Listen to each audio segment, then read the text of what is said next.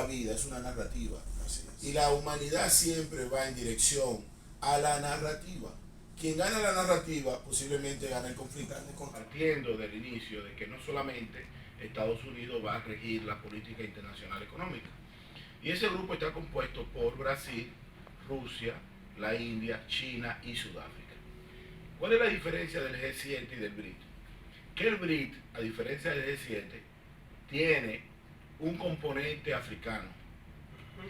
Y en el continente africano se destapa la teoría de que para la posteridad de la mano de obra en el mundo, para 2050, África va a aportar más del 45% de la mano de obra joven del mundo.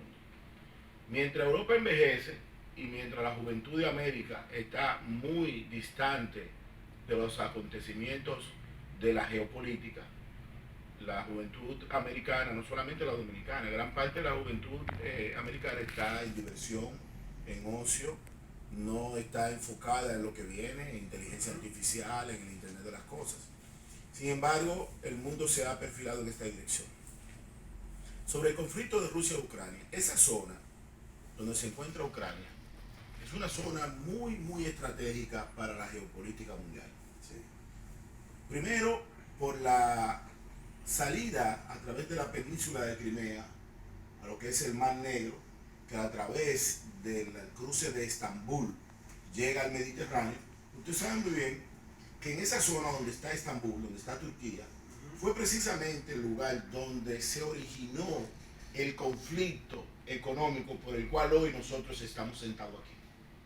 Con la caída del Imperio Bizantino, a finales o a mediados del siglo XVI, del siglo XV, perdón, el imperio de los 1000 años concluye y el paso de la ruta de la seda, que en ese momento era el comercio establecido por vía marítima y terrestre entre Oriente y Occidente, los navegantes portugueses y españoles habían tenido la tesis que navegando al sol poniente podían hacer una ruta, porque ya se había establecido, ya existía la tesis de que el mundo era redondo. Exacto. Pero navegando al sol poniente, a donde se acuesta el sol, podrían llegar hacia las tierras de la India, buscando las especias, la nuez moscada, el clavo dulce, etcétera, etcétera, etcétera, todas las especias, el jengibre, que hoy conocemos como algo normal en el mercado dominicano. Entonces se descubre el Nuevo Mundo, y el Nuevo Mundo se le pone a América por un error de imprenta, donde un monje está leyendo una de las cartas de navegación de un navegante llamado Américo Vespucio, y en honor a ese navegante le pone América. O sea que prácticamente nosotros pudimos haberlo llamado Colombia. Correcto. Como continente y no América. Entonces ese grupo de países que están en esa zona tienen un pugilato importante por el comercio marítimo. Detrás de todo eso hay una lucha por el control marítimo de la humanidad. Y por eso Estados Unidos, porque esa guerra no es de Rusia y Ucrania. Esto es una guerra entre el G7 y el BRIC. Y en cierta medida usted ve que China utiliza la diplomacia inteligente para verse equidistante, pero no deja de apoyar a Rusia. No es que hubo un acuerdo con la finalización de la Segunda Guerra Mundial en el año 1945, con el detonante de las bombas de Hiroshima y Nagasaki.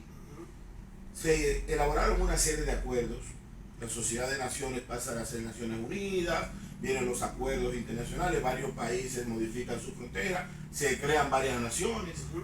El hecho es que se había establecido de que la zona de amortiguamiento de las grandes potencias, en ese momento la Unión Soviética, se iban a respetar.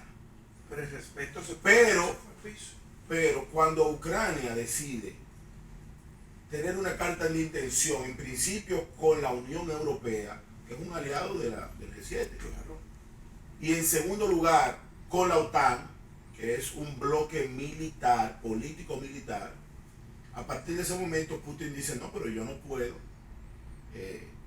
permitir de que Estados Unidos coloque, o la OTAN, armas nucleares y misiles balísticos en mi territorio coexistente de frontera.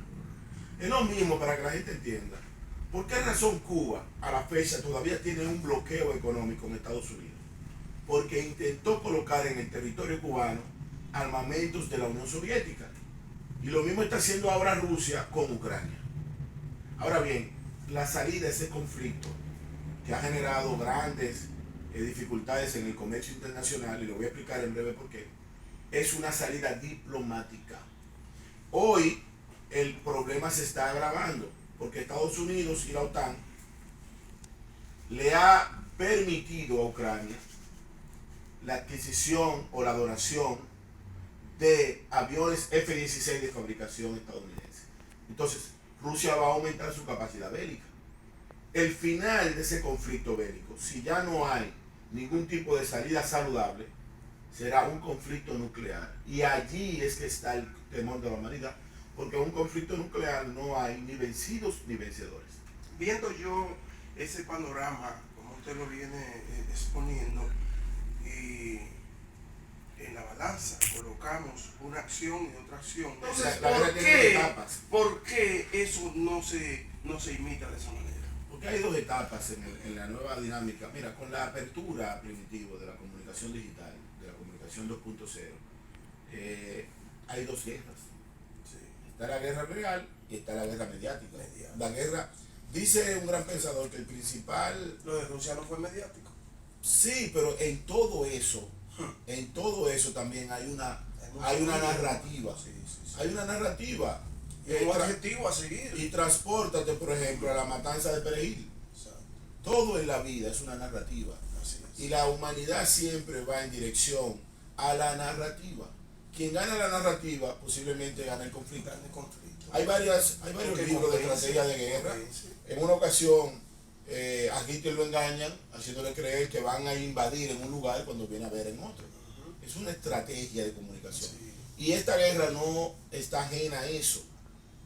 Yo creo que el punto de equilibrio dentro de la dinámica de la guerra es utilizar la frase que utilizan los abogados, que es muy sabia, y que los estadounidenses la utilizan para el lavado de activos, que se llama follow the money, persigue el dinero.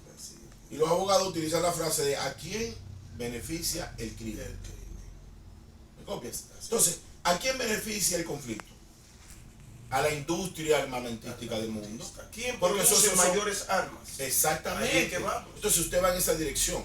En el tema de los conflictos de la canasta familiar, que ha sido un problema intercalado en todos los países, es que va a ser así siempre, por una sencilla razón. Cualquier producto de consumo masivo en el mundo ya no es un producto de origen de un país específico, porque en una cadena de producción, el plátano y el arroz, que no son endémicos de la plataforma continental ni del país, son especies que llegan. Entonces, para tú producir una importante tarea de arroz, tienes que utilizar fertilizantes. ¿De dónde vienen? De Rusia. Tienes que envolverlo en un saco. ¿De dónde viene? De la India. Tiene que comprar hilo, ¿de dónde viene? De Canadá. Tiene que tener combustible, ¿de dónde viene? De Venezuela. O sea, un producto, por más lejos y distante, tiene una interconexión de varios commodities internacionales que pueden elevar el precio, que es lo que ha pasado en la humanidad. Y a propósito de los commodities, pues nosotros vemos ahora con relación... ¿Por qué razón la Liga Árabe ahora acepta Siria?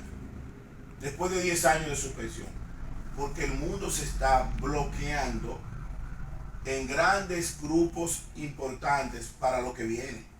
Y es allí donde la República Dominicana tiene que jugar un rol estratégico en la diplomacia. Insertarse en esa... No, hacia dónde vamos. El mundo va a cambiar en los próximos... Hay un tema más importante que la guerra en el mundo, que es el tema del cambio climático y el medio ambiente. El río Colorado se está secando. El principal río de Argentina se está secando. Las operaciones en el canal de Panamá han peligrado por falta de agua. La mayoría de las reservas importantes del mundo están hoy en sequía. España tiene 3 años con una sequía permanente. Los productos de la oliva, por ejemplo, que es un aceite, un producto emblemático del comercio español, va a aumentar de precio porque la capacidad agrícola de España ha disminuido por la sequía de 36 meses. La mayoría de las presas del mundo, incluyendo las nuestras, están trabajando en una capacidad en un 60 a un 45% de lo que era. Incluso hay embalses que tienen un 25% de su agua normal. Entonces, ese es el principal problema de la humanidad.